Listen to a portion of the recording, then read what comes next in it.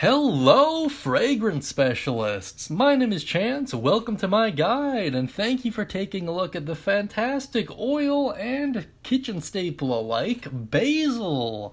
Once again, not going to try to butcher that Latin name, however, basil is very commonly found in virtually every household in North America and beyond. It has a ton of great uses, not only in the kitchen, but also in the amazing world of essential oils.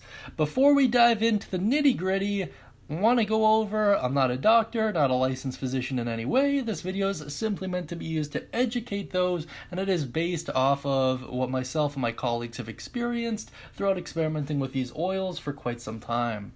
Now let's quickly check out the profile for basil. Its scent is described as sweet, herbaceous, and somewhat licorice-like. Honestly, most of us know what basil smells like. Its essential oil naturally is stronger, based off of most standard dilutions in any case. In terms of what it commonly deals with, it's commonly used to help with bronchitis, colds, coughs, exhaustion, flatulence, flu, gout, insect bites, insect repellent, muscle aches, rheumatism, and sinuses. Honestly, a lot of great stuff. It's just a fantastic oil overall. In terms of how it's most commonly extracted, it is primarily through steam distillation, which is basically adding steam and then heating it up and then siphoning off the steam. Worth a separate video altogether. We'll be making it sometime soon, so stay tuned. And it blends well with bergamot, clary sage, geranium, lime, and grapefruit.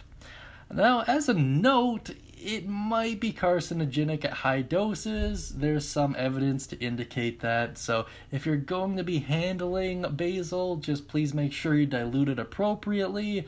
Most oils already come diluted appropriately in this case, so not really worth worrying about unless you're handling the pure stuff. That being said, if you're handling that oil, you probably already know what you're talking about. In any case, we will be talking about dilution in a later video, so like and subscribe if you want to see that.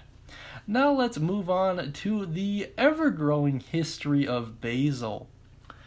Basil is believed to have originated in India, but there are some indications that it might have actually originated even further east, with ancient records from 807 AD suggesting that sweet basil was used in the Hunan region of China at the time, which is pretty impressive, especially since it made it from there to virtually all over the world.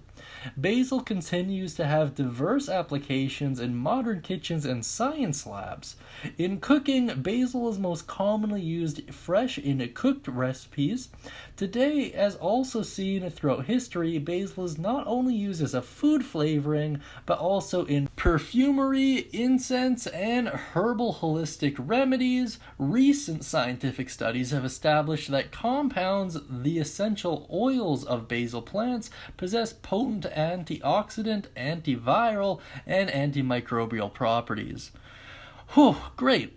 Basically, long story short, basil's been around for an incredibly long time. It's going to continue to be around for a very long time. Humans have been ingesting it and using it for medicinal reasons for centuries upon centuries, and it doesn't look like it's going anywhere anytime soon. So it's a relatively safe oil to handle, except that those higher doses might be carcinogenic.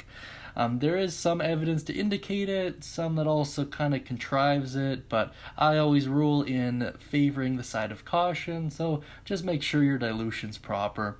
That being said, let me know if you have any fun facts about basil down beneath in the comments section.